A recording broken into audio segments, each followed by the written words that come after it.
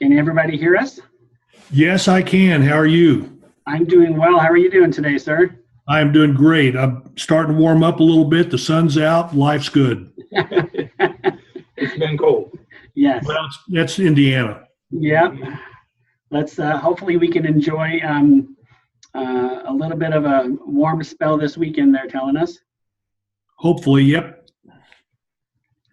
All right. Well, we're going to give it just a minute here before we get started. We've got hopefully a couple Now I more. hear you. Mary, can you hear us okay? I can hear you fine now. I just didn't click the button. All right. And is your video working, Mary? My video is working. I see me and I see you, and I see the SOEL Dean, Okay. and I see David Eads. We don't see you though. I know, and that's why I'm curious about how to get that to happen. In the lower left corner, there should be a button that says Start Video. In the lower left corner that says Start Video. That would help. There we you go. go. All right. There we Hello, go. Mary. Hello. All right. Well, we're gonna give it just a minute here, and see if anybody else joins us before we give it just about a minute, and then we'll get started on a couple things. We're good. I appreciate this. Thank you so much. Oh, not at all. We're happy to help, and hopefully this will give both of you some insight as to how Zoom works. Josh and I, neither Josh nor I are professionals at it. We don't use it as much as some of our instructors use it. We use it just on occasion as we need to, and being involved in various Zoom sessions, but we don't use it on a regular basis. But we're going to tell you everything we know and point you in the right direction and get some questions and answers, and get some questions answered for you if you may have them. We can answer them, and then we'll go from there. So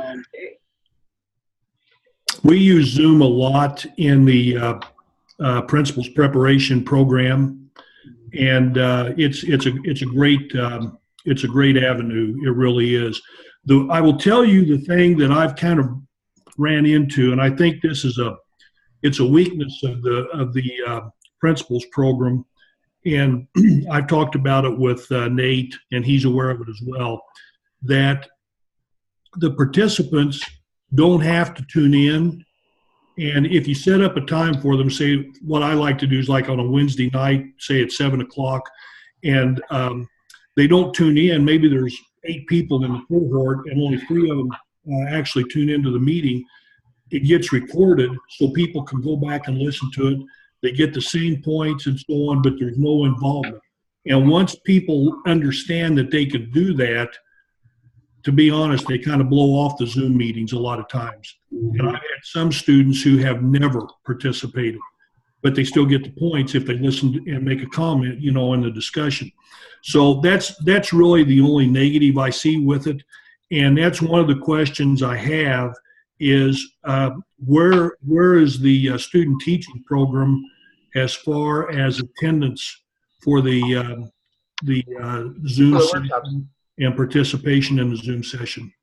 well, the 3 on-site meetings that we normally have, we're going to be doing these Zoom sessions now, but they do have to attend. The first one is a mandatory attendance. They have to attend that one.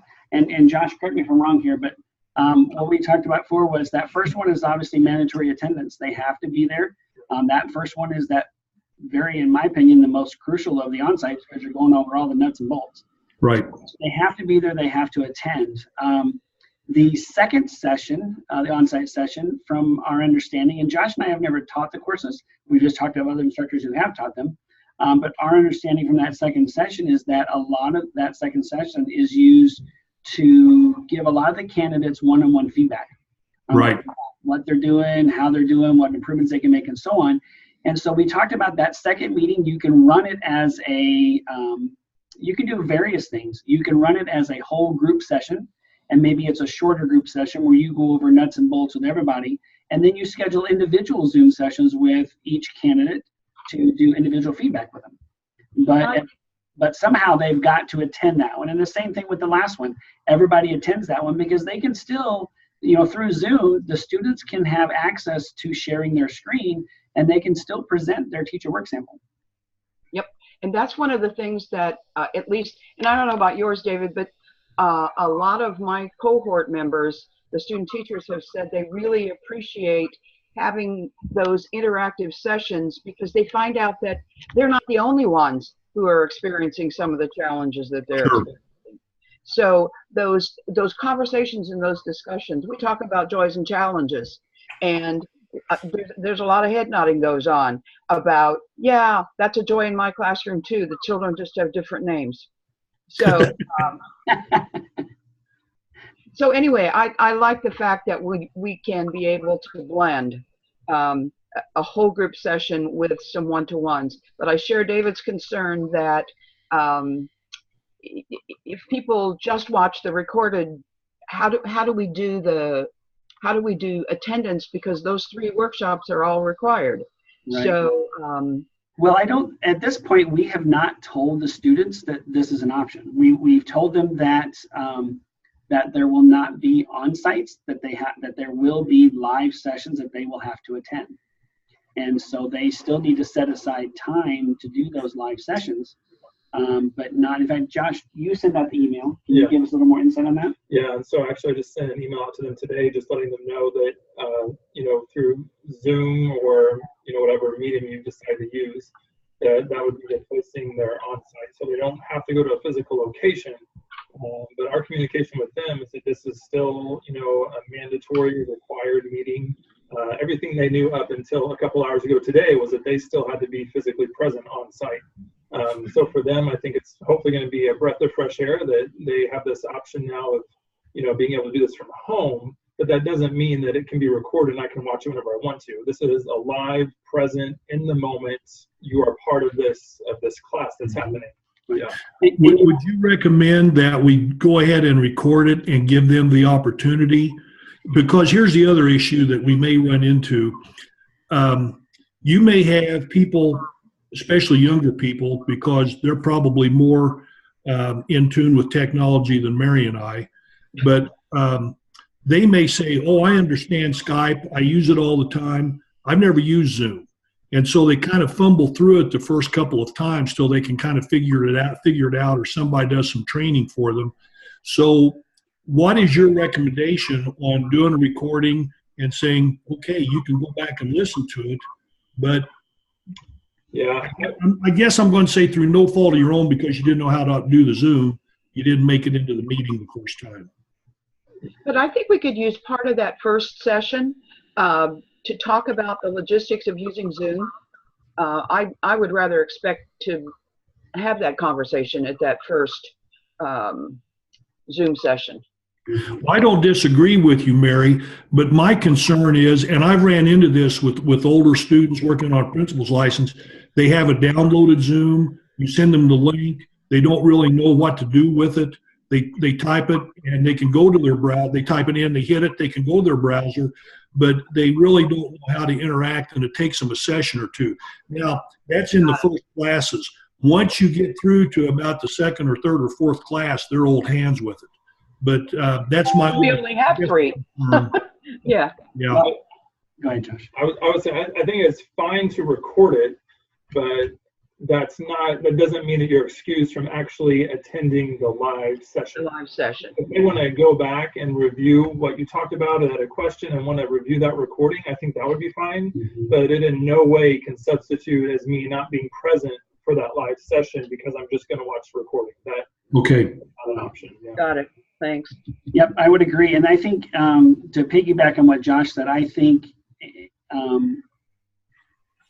as you mentioned, David, most of our students are so tech savvy these days that I think many of them they may struggle the first few minutes with Zoom, but I think they'll pick it up pretty quickly.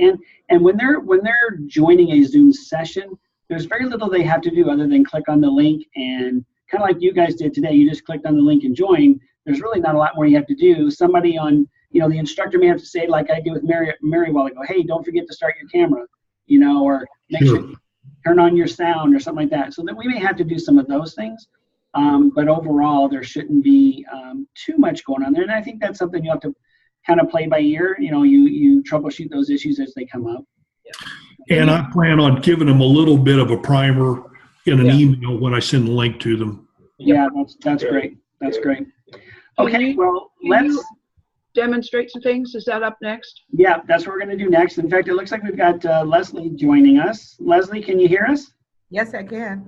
All right, Leslie, down in your lower left-hand corner, would you hit on the start video button so we can all see you? Okay. Oh, Hey, Leslie. How are you? Hi, Leslie. All right, well, welcome, Leslie. I'm Tony Hembrock with the School of Ed Leadership, and this is Josh Deason next to me. And then you've got two of our other faculty members with us, David Eads and Mary Mickelson. So welcome. how y'all doing?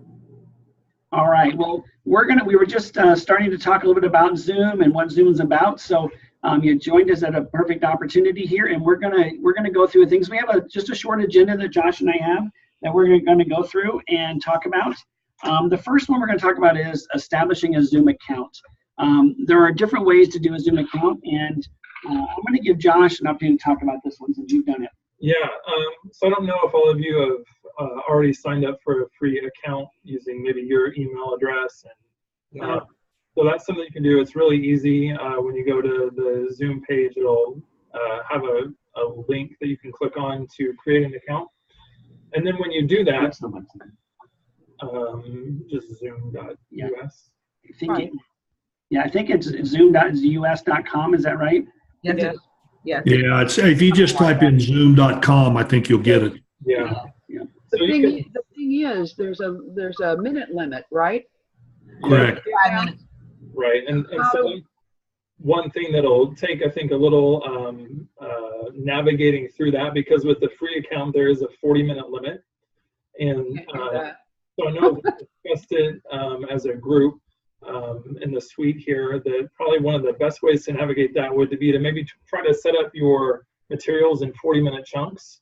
So you have a 40-minute piece where you're And then we take a break, and then we'll come back to the next meeting number. That's how I was going to set it up. Then take a break, and then we come back to the next meeting. That's right, yeah. Let me make a comment to Mary real quick, and I don't know if Leslie has ran into this or not, but typically I set my Zoom sessions up with my principal students for 30 minutes, and in that way, if we kind of go over a little bit, we don't get dinged, because it'll cut you off and they'll start charging you.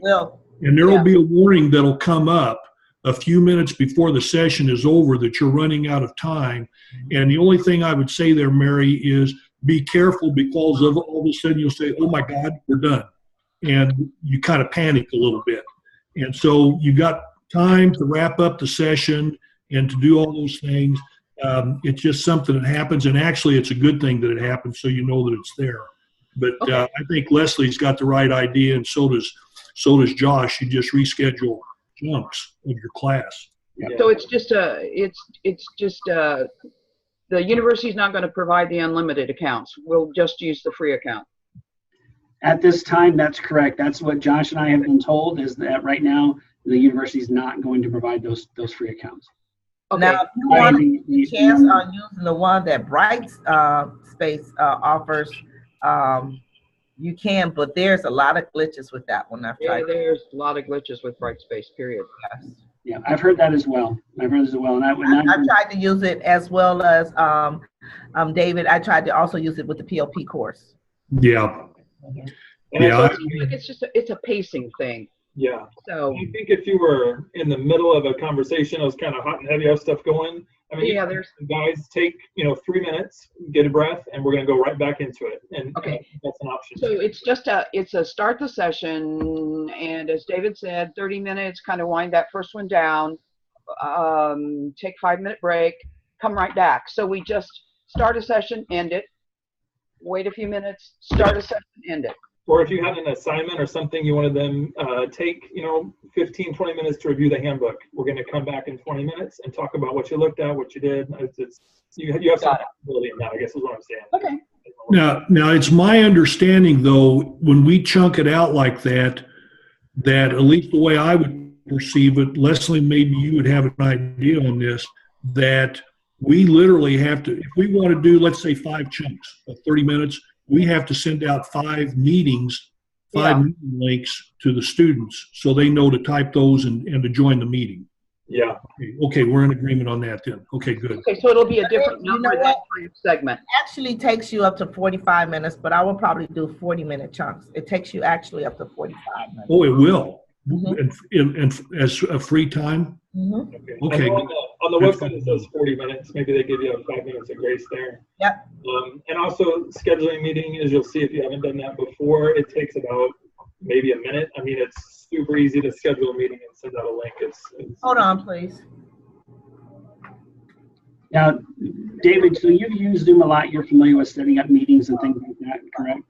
Fairly, yes. I feel confident I can do it. Okay. All right. That's one of the things that we were going to go over and show you guys, but we definitely don't want to bore you guys with going through things you already know. Anything you do will be a good review for me. So for the others that haven't used it as much, or for Mary, don't hesitate, Okay. because I'm fine.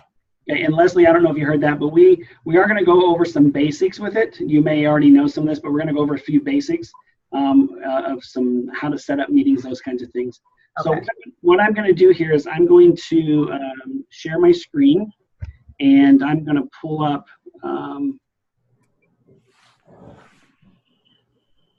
And you're able to do that because you are the convener, correct? correct. However, you can give control to somebody else within your session to share their screen.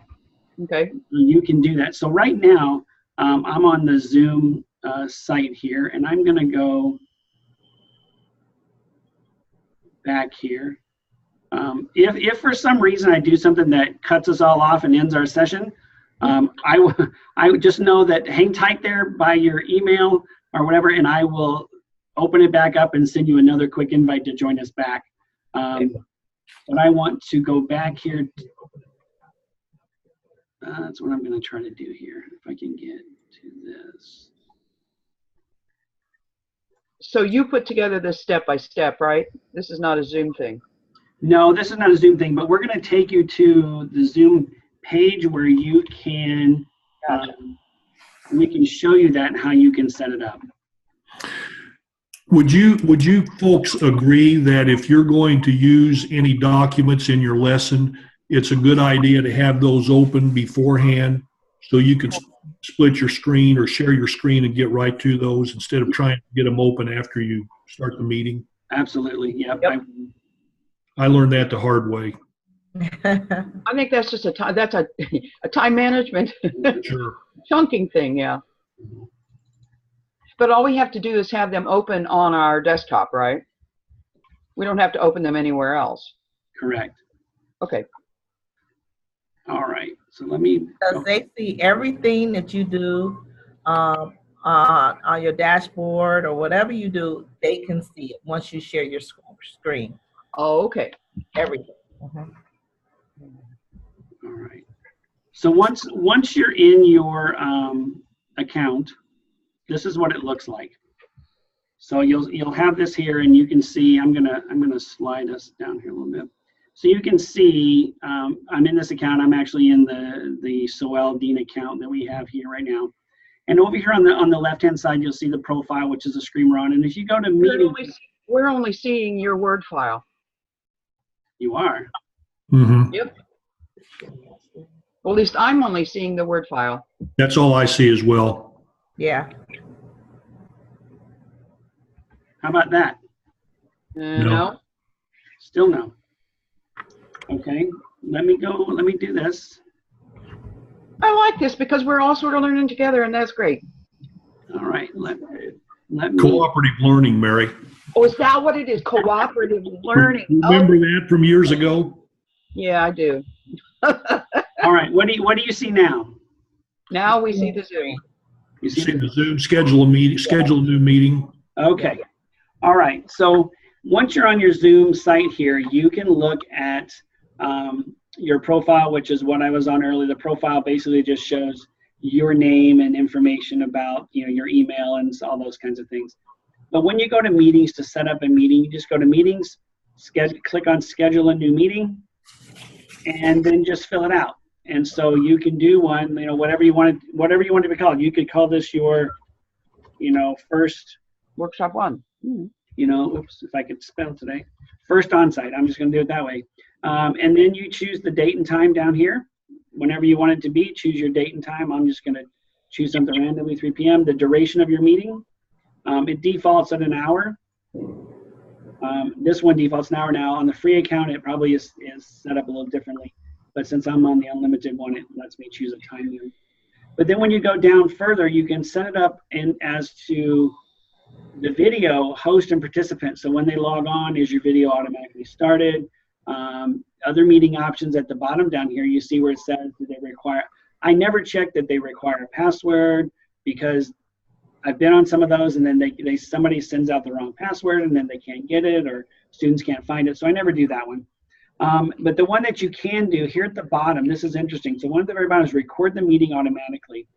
You can click on that, and that's what I did today. The one that we're doing now, we're recording, and so it's recording automatically.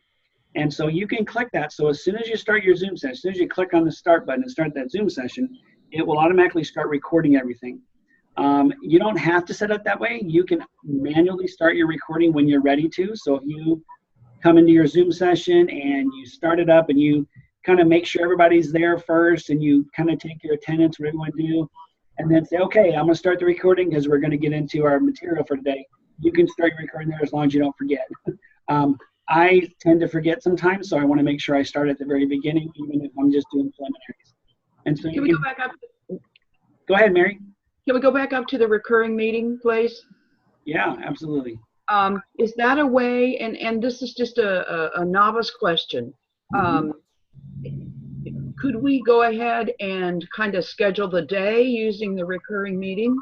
So that it would start at, let's say it's going to start at 8:30, and then we're going to take a break at 9:10, and we'll start again at 9:30 and take a break at 10:10. Can you see my screen here? Yes. Yes. When you click on it, it doesn't look Leslie? It doesn't loop like that. It loops by day, month, week, stuff. Right. Right. Yep. Yeah. So you'll have to set up individual ones. Gotcha. Yeah. I was thinking it might be easy. Unfortunately, it's not going to be that easy for you. I'm sorry. Okay. Yeah. No, that's all right. It's not hard to set the meetings up. It'll just take a few minutes. Okay. Yeah. So once you put in, for instance, on your topic, just to make it easy for your students or easy for you to see where you're at or whatever, you might just put the time in there. So first session, you might put, 9 a.m. first session, or second session, 10 a.m., whatever you want to do. If you kind of plan it, you might create them with that, so it's easy to know which one you're doing. And then once you just set up these parameters at the bottom, just hit save, and it automatically sets up a meeting for you. And so then when you go back to, you'll notice on the screen up in the upper right-hand corner, you start this meeting. But if I were to go back to, Go ahead. Real quick on the screen too. Also on this screen, if you are using Outlook, it's super easy to just hit that where it says add to. You can click the Outlook calendar, and it'll pop up a meeting invitation with the whole invitation in it. You can just put the addresses, or if you use a Google Calendar, you can do the same thing. So really simple way to send out the list to your students as well. Yeah. the other thing that you can do too is if you, let's say you just want to send an email, like I know, David, you mentioned that you're going to send them a bunch of things with your meeting invite. You can come over here where it says copy the invitation and click on that, and it will open up, and you can just click on copy the meeting invitation, and it will highlight everything for you.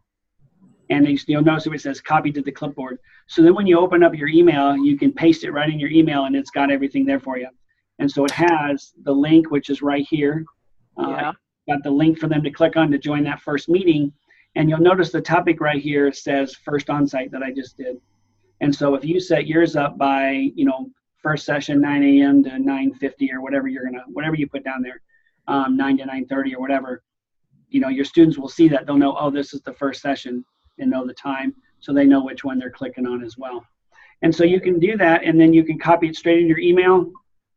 Get all your students' emails in there and send it to them. You could even save this into an email, set up all your sessions, and put all the links in the same email and send them one email. And that way they've got one email with all the links in it, and then they don't have to go searching for different emails. So okay, so then if there are files we want to share, we can send those as email attachments. Is that Sure. okay, David? Sure, you can send the emails yeah, you can send them as email attachments, absolutely. Leslie, you were going to say something? No, I was like, that's right. Okay. So is there a better way? I don't know. No, there's not. I don't think so. I think that's the best way to do it. If you actually want them to physically have that attachment for them to use for something, then you'll need to send it to them as an attachment. But if it's something that you're just going to show on the screen, you can just keep it on your own machine and do screen share. Mm-hmm. So can it will we be able to toggle between Zoom and Brightspace so that they can access files, or do they need to download whatever files they're going to want? You can open up multiple tabs on your computer. Yeah. Okay. They can open up multiple tabs. Mary, you need to open your documents first so you can get to the gear. Make it faster, easier, quicker, convenient. Just bam, bam, bam. Yeah, I get that part, and I'll do that, but students don't always think to do that, even when we remind them. So they're going to say, oh, I need to go to Brightspace. So they just minimize up in the right-hand corner and go, and they can go to Brightspace as well. Right. So they can have both those systems are going to be active. Mm-hmm. Right. Can I ask a question of Josh real quick? Yeah. Have the students received their handbook, their online handbook? On Brightspace. They get the online handbook. I think Tony's at the first course, and Okay, so they have that. That's not an issue. they've had it for quite a while. They should have, yes. Okay, good. And then what about the cooperating teachers? Do they have it yet? No. They have, I believe they've been sent directions to the website. So they know it's on the website, but I don't know if they've actually gone to the website to see it or not. Okay, but so they have access to it. They do, yeah. Anybody Okay. knows with that website, yeah. Okay, good. We have started here so that we can avoid sending so many things out all the time. We are now, when we notify like the CTs of their who their student teacher is and so on, we are, instead of sending them a bunch of attachments, we're sending them the link to the website, our resources page on our website, where they can go and download everything that they would need. Okay. Okay. That way we can always make sure the website's got the latest and greatest on it, and we don't have to constantly update files in multiple locations. And Could I ask you, just to make sure I'm getting everything and I have everything that they have, would you send me those links as well? Yes. Absolutely, we can do that. Yeah, send them to all of us. Yeah. Absolutely. We can do that. That'll be so helpful. And I thought about that earlier on when you said you emailed the students earlier today. That would be the students in the cohort that starts on the 3rd. Will you CC us on those emails to students and to CTs? If you would like to see it, sure. What that helps is, and I don't know, Leslie or David, if you have had this experience, it's kind of like one of those things. Oh, I'm sorry you got that email. I'm sorry I didn't know you got. That's a little embarrassing to say, gee, I don't see what you saw. So if you can keep us in the loop. What? So it'll help keep everybody on the same page. Correct. Yes, absolutely. Yeah, we can do that. And then just so you as instructors, I think you're probably aware, but on our resource pages where we have all of the pedagogical evaluation instruments, as well as all the other resources that you would need as well as instructors as well. They're all there. That's the big thing, to make sure they have their evaluation instrument and take care of that. You know, that typically has been the biggest question, and then the biggest push is to get them to get it finished and turned in. Right. The thing, part of the thing is, they are PDF files, and I don't know, David and Leslie, can you interact with those PDF files? I can't. It depends on the software that's on your software, computer. that converts ours at work. Okay, so is that a pay site or is that free? You can. Well, I had it when I was still superintendent of Greenwood, so it's still on my computer. So I think it's a pay site. I think it's a pay site. Yeah. Yeah, it is. Program called Lumen PDF that you can use, and that's free. If you just look up, you can Google Lumen PDF. Spell that, Josh. I believe it's Lumen. I don't know if maybe Tony could try to look it up real quick, but it's a lets you convert and edit on PDF, and it's a real easy LU.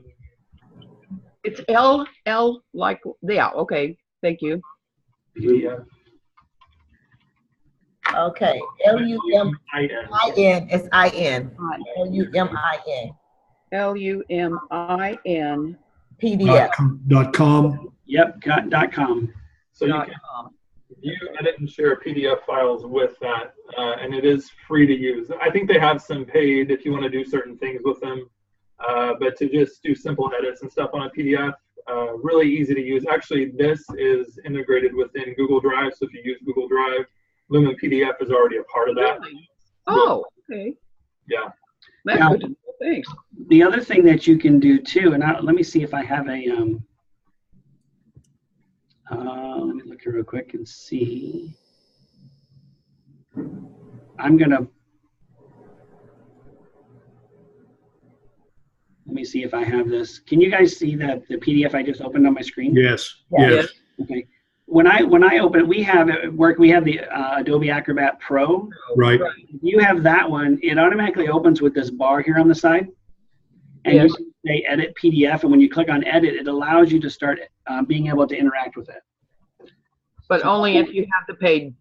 Only if you have the, this is on our software here at work automatically. Right. And you can interact, you can write comments on there, all those kinds of things. So, all right. So if we go, Worth the pay. now the other thing I was going to mention too is when you're back on this page here, and you've set up your meetings, you've got your you've invited the people you want to invite, then you can sit here and just schedule another meeting, you just keep scheduling. You come up to the top, schedule, and just set them all up at once. It would probably be very helpful to do that. Once you set them all up and you're done, then you can just go back to your meeting schedule, see everything that you've set up, and you can see like the one from today, you can see the one I just set up, and you can go from there. And so it works out pretty easy to do that. All right, what we wanted to do here really quick too is if you look here on the screen down in the lower left corner here, you'll see a thing that says attend live trainings, attend video tutorials, and knowledge base. When you have questions about things, there are some video tutorials you can watch. There's some live, you can sign up to attend live sessions. There's even some recordings of recent live sessions that you can watch. And then you can go to the knowledge base, which if you have a particular question, you can pull up kind of a Word file that will kind of give you instructions of how to do things. The video tutorials are kind of interesting. Josh and I were looking at that. There's a couple we wanted to show you. Most of the videos on here are what they call their, I was looking on their other site, and it's called their 1-minute tutorials. Excuse me. So most of them are only a minute or slightly over a minute long. And there's quite a few. One of them here is scheduling a meeting with Zoom. So that's kind of what we just talked about.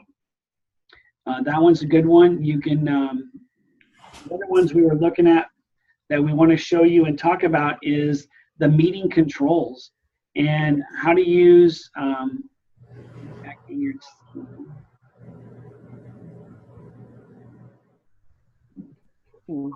yeah, I'm sure there it is right there. So the meeting control, this is how to control the session. So let's watch this really quick and I'll show you what it's like.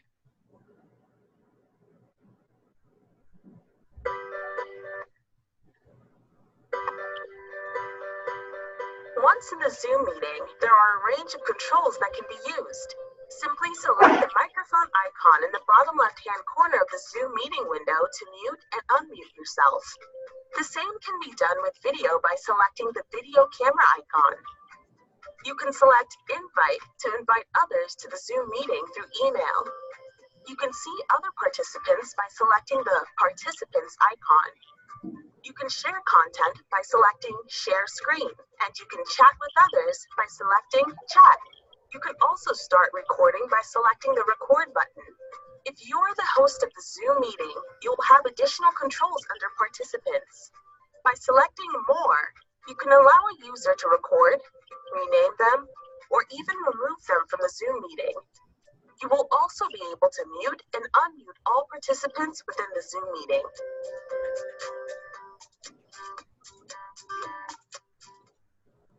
So that's just a quick little video. They're called 1-minute tutorials on various on various topics that you'll have within Zoom that work pretty well. On just kind of a side note here, the lady on that video there mentioned about muting and unmuting. I've run into this a couple of times when I've used Zoom that I just kind of forgot. If you have somebody talking and you have a lot of, like for instance, the last Zoom that we were on, we had one of our instructors who was talking, and some of the participants, there was a lot of noise in the background. One lady, there was a dog who kept barking, and then another lady had some kids who were doing things. And so I just chose to mute everybody so you can't hear all that. Well, I muted her by mistake as well.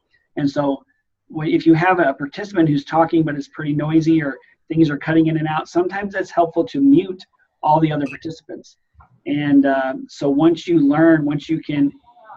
manage participants, in fact, I'll click on my little button for manage participants, which if I bring this up, you'll see it. If I click on manage participants, you get this little thing. So it shows each of us that are here. And so I can mute all, or I can unmute all, but if I mute it all, if Leslie was speaking, I could mute all and quickly come up and unmute her, or I could just go down the line and mute each person besides the person who's talking. We're just, excuse me for interrupting, we're still seeing the tutorials page. Are you seeing the thing right in the middle of it? Are you seeing the little box that says participants? No. Oh. We see our pictures off to the right. But We see the list of tutorials. There we go. Okay. Well, Wait a minute. I'm working with two monitors here, and so sometimes I'm not sure which monitor you're seeing things on. Okay, so do you see the lovely plants in the background? Who think it's spring? That was my tomato plant last year. I was very proud of my tomato plant. My tomato plant got about 7 feet tall. It was just huge, and it was. How are the tomatoes? That's the key question. Yeah. I was rather disappointed. It was a cherry tomato bush, and they really weren't that good. So, but the plant was impressive. Well, with energy, looking pretty. All right, are you seeing? You see all my icons on my desktop is a mess right now. No. But no, we still see the list of tutorials To the left. If I could kind of barely see like 3 to the left. Okay, but we're not seeing. Not a lot. No. we can't tell what they are. We're seeing the edges of 3 files. Right. Okay, so you're seeing this over here. No, we don't know where over here is. Yeah. All right, let me stop sharing. I'm learning.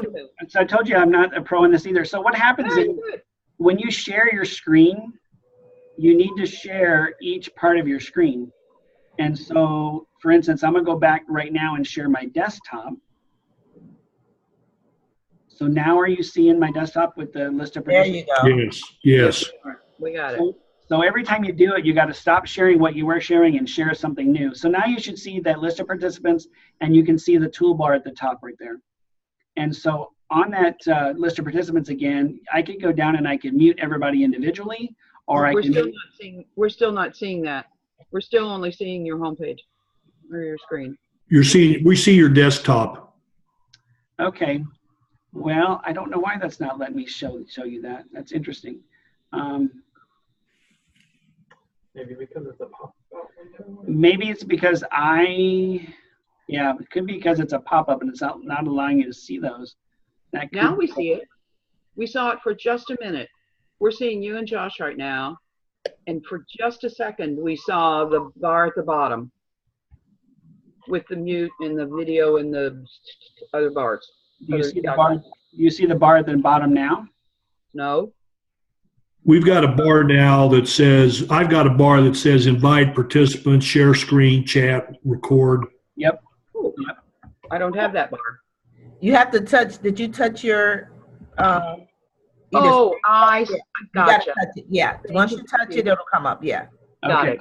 So on that bar, you'll see the one that says manage participants. And so if I were to click on that, and I think you can click on it as well, it should bring up everybody's name, and then you can, at the bottom, you can mute all, unmute all. You've got more options down there as well.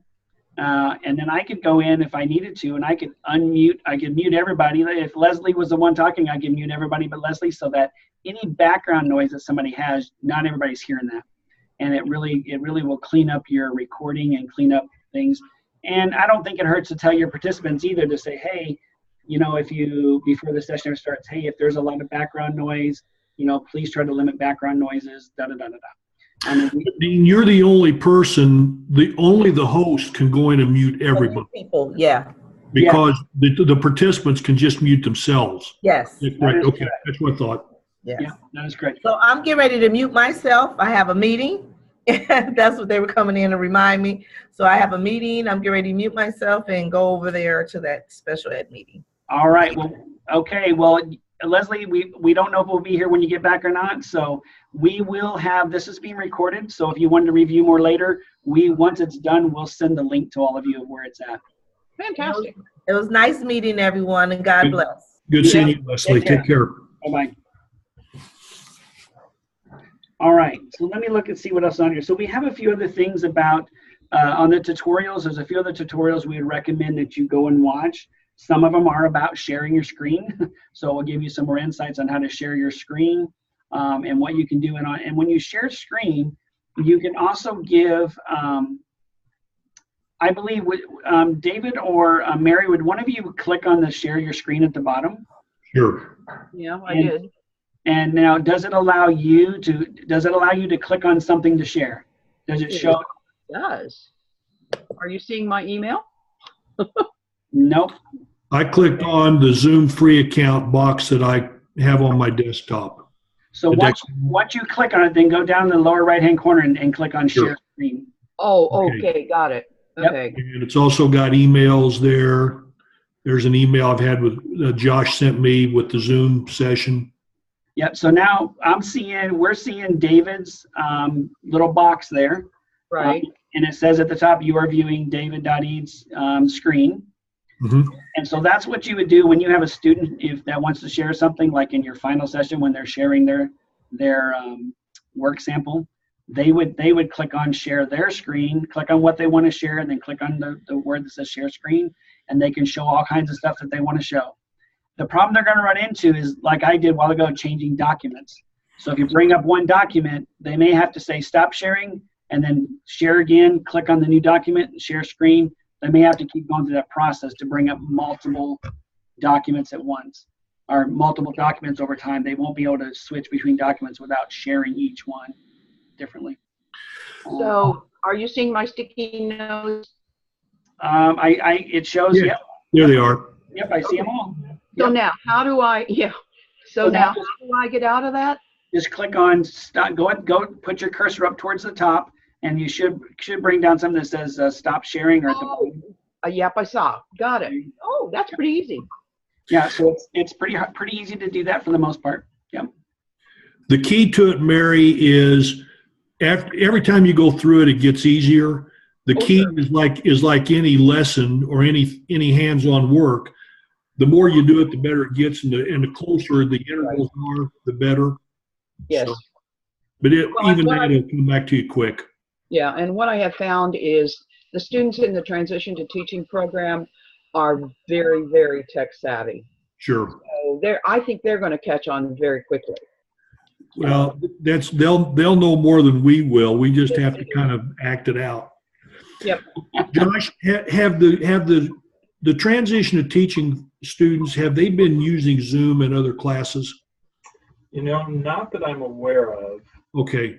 That might be an interesting thing to consider. Might be the first time for them. I think another neat thing about using Zoom in this course is that then you're giving them a tool that they can use in their classroom when they're, if they want to Zoom with their students for other opportunities. It's just giving them another tool for them to learn. Sure, it's a great tool.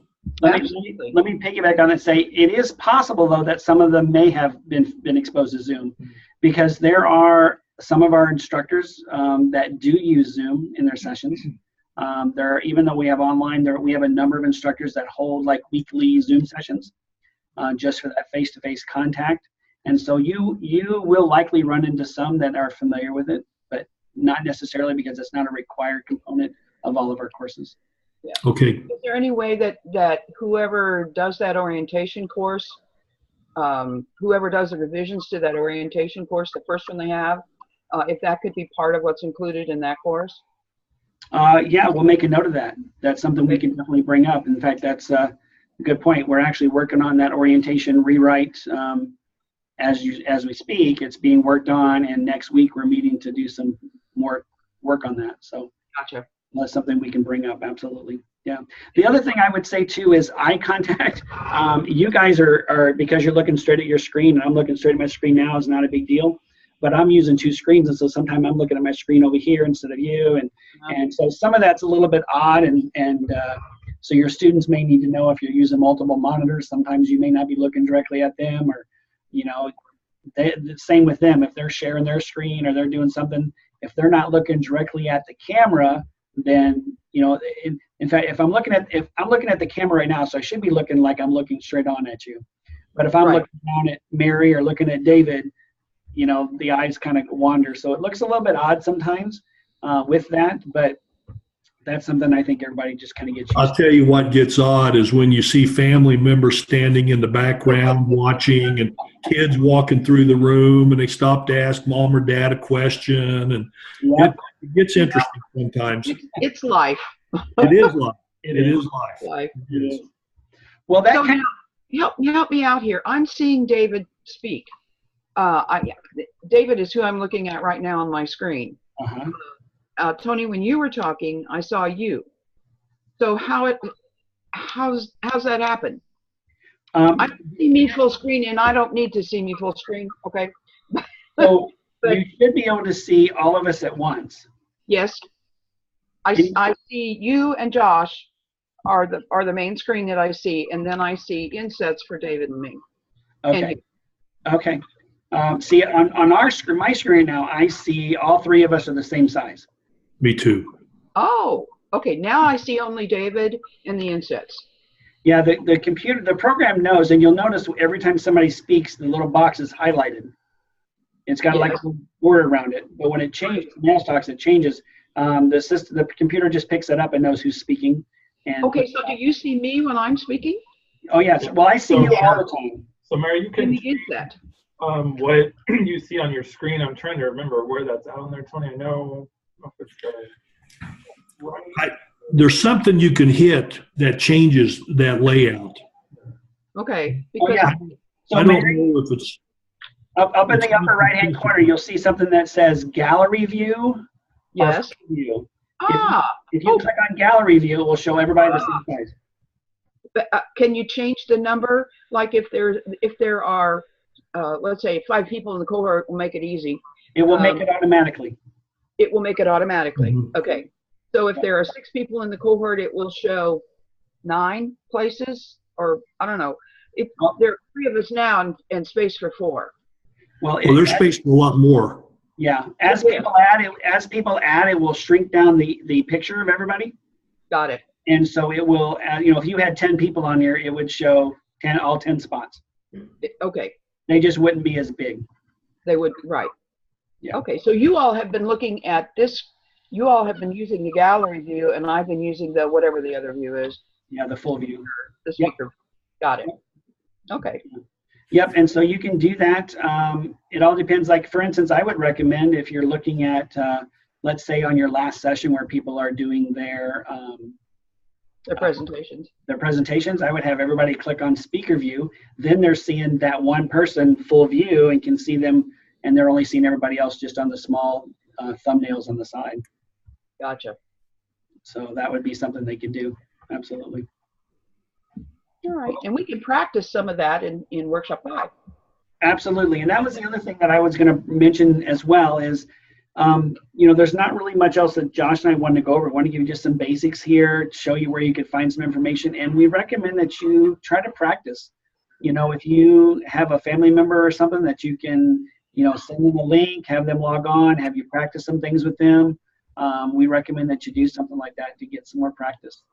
Gotcha. Mary, let me tell you something else that I learned the hard way. That on computers, periodically you'll need to do updates. Yes. And if you need to do an update, sometimes always do a test on your audio and your visual before you do the session, because for whatever reason, sometimes the upgrades or the updates don't pick up a microphone upgrade, and you have to go in and make sure you manually do that. or else you have to use a set of headphones or a speaker of some type, a microphone of some type that plugs into the computer. And I learned that the hard way, so I always test it always before, and Yes. just before you do the update. And you're talking about like a Windows update or a browser update. Okay. Yes, Gotcha. yes. The other thing I would recommend too, when you send out the link to your students, I would recommend that you let them know that, before they try to log on the session, make sure they have working speakers and a working camera. Make sure everything's working so that they're not trying to deal with it Saturday morning. And maybe what we might do, and I'll play it by ear, but maybe what I will do is send out an invitation to a Zoom practice session like this one. Sure, absolutely. That you don't have to do if you don't want to do. If you're already good with Zoom, you don't have to participate. But for those of us, including me, who are new at this, we're going to have a practice session just to be sure we've done all the things we need to do. So, absolutely, yeah. Have you done that, David? No, I haven't, because in the PLP program, they start using Zoom from day one almost. Got it. They're all pretty good with it. Got it. Okay. Okay. That'd be nice. I mean, if Zoom is going to be the tool that Indiana Wesleyan uses, it would be good to include that in the discussion that you're having as you update the orientation course. Right, absolutely. And I know more discussions are going to be going on, as well as to whether in the future it will provide the unlimited accounts. Okay. Oh. And I don't want to raise student fees any more than they already are, and I don't know what they are, and I don't ask. But I don't want to raise student fees. But if a nominal change in the student fees allows for the cohorts to have unlimited access, that would really be helpful. Absolutely, yeah. Okay, what other questions do you guys have, or other information you want to share? Well, I have a couple of questions for Josh, but it's not about the Zoom work. It's student teaching situations. Oh, that's right. In the email you had sent me, there was a student from Evansville who needed to complete an assessment. Will you send me an email when you know something definite on that? Yeah, he has until the 26th to pass that. And so, unfortunately, we're just kind of in this waiting period of until 26th. Okay. I have contacted all of the CTs in the cohort, and I have a meeting scheduled with 2 of them. Okay. And as I told you in my email, if this is their first student teacher, or they haven't had one for a while, or the first time they work for Wesleyan, sometimes you have to do a little bit of hand-holding. Sure. And so I would prefer to meet with them personally. So we're going to do that, which you said is okay. Yeah. And go from there. And then I want to go over the handbook with them, and we can, that's why I ask about if they have the information and all that. So I just want to reiterate that, I guess. Yeah. They got a link to the handbook and all those resources on that resources page when they got the information about who their student teacher was. Yeah. Okay. And then do you have an idea? Because I have not been given the Brightspace class information yet. Will that come in maybe about a week before the class starts? 2 weeks. Okay. Should be 2 weeks. Yeah. Okay. So in a few days, I'll be getting that. You should be, yes. Okay, good. So you have secondary teachers, right, David? Yes. Okay, because the Yes. elementary then will be out later. Yes. Okay. Thanks. Yeah. And then Josh, you'd also said in an email, if the student from Evansville does not get that assessment taken care of, you may have to reorganize the cohorts. Is that still something you're thinking? Yeah, if he doesn't pass, we'll have to figure something out. And I can't commit to anything right now of what that's going to be, because it'll just be kind of depending on who's available and how big the cohort is. And I understand, and I'm flexible. The only thing that, I would hate to meet with a cooperating teacher and then call them or send them an email and say, oh, By the way. you're not my guy anymore, or I'm not your guy, that kind of thing. Yeah. It just kind of makes IWU look bad.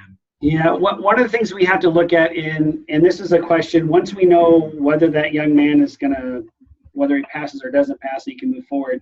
If he doesn't pass, and then we're down to 3 in that cohort. In the past, it's been rare that they've allowed 3 people to go in a cohort. That's something that we will have to look at getting permission on from the dean. And if she says no, then we'll have to reorganize that cohort. So we'll have to kind of play that one by ear. If that is the case, we have to reorganize it. Then, like Josh said, we'll mix it with we'll mix those students in with another cohort, and then go from there. So hopefully he passes and we can move forward. Right. So you wouldn't be able to just move one over there and make it a 4-person cohort. Would that mess up another cohort? Right now it would. Yeah, I don't. Yeah. Because the other folks in that area, that's also a cohort of 4, and so we'd be stuck. Oh, I see. Okay. Yeah. Okay. Is Dr. Ingalls who you'd have to get permission from on that? Yeah. Yeah. Okay. Well, tell her I'm the person involved, and maybe that'll help. Okay. Yeah, we will definitely let her know. And so, Well, you could pick up somebody close, David. Well, I've got you, and I'm okay to go south. I like going south. You know, it's old home grounds for me. And this person's clear down in Evansville, and I certainly don't mind going down there. But the other 3 I've got are fairly close. Oh, okay. Gotcha. You know, it's okay with me. I'm retired. I can schedule my time, and There you go. Yeah. Hey, where are you from? Vincennes. Are you now? Okay, Yeah. I'm from Evansville. So. Oh, you are? Gary, I am too. I didn't know that. Oh, Yeah. really? Where'd you go to high school? I graduated from Central High School downtown. Okay. Yeah. I graduated from Central High School, the new one on the north side. Did you now? Okay, which is now My Central. brother did his student teaching Yeah, at the old Central Who downtown. did? My brother did his student teaching at the old Central downtown. Oh, really? Yeah. Okay. Yeah. Yeah. So, My you dad. know, small world. Yep. wow. I was teaching and coaching at Jasper, and we played Central the first year they moved out to the new school. Oh, okay. Well, Yep. my brother was in the last class that graduated downtown. Okay, and you've seen the new North, and I have seen the new North. Yes, it is something, isn't it? it's something. I have heard people from Evansville call it other things that I don't say in polite company. I understand. Mary, I worked as a principal in Columbus, and if you want to be around architecturally significant, non-functional schools, that's the place to go. I student taught in Columbus at a school that's no longer there. Did you know Marge Fritz? She No. taught music in a school south of town. It's not a school anymore. I don't even know if the building's even there anymore. But so I have fond memories of Columbus schools. Yeah. I was the principal at Central Middle School, and my wife still works at East. She's the coordinator for the senior project there. Oh, cool. Are they still doing anything with Baldridge, or is that done? No, they moved on from Baldridge, and that's interesting. That's what they just started on that when I was there, and that's what I wrote my dissertation on.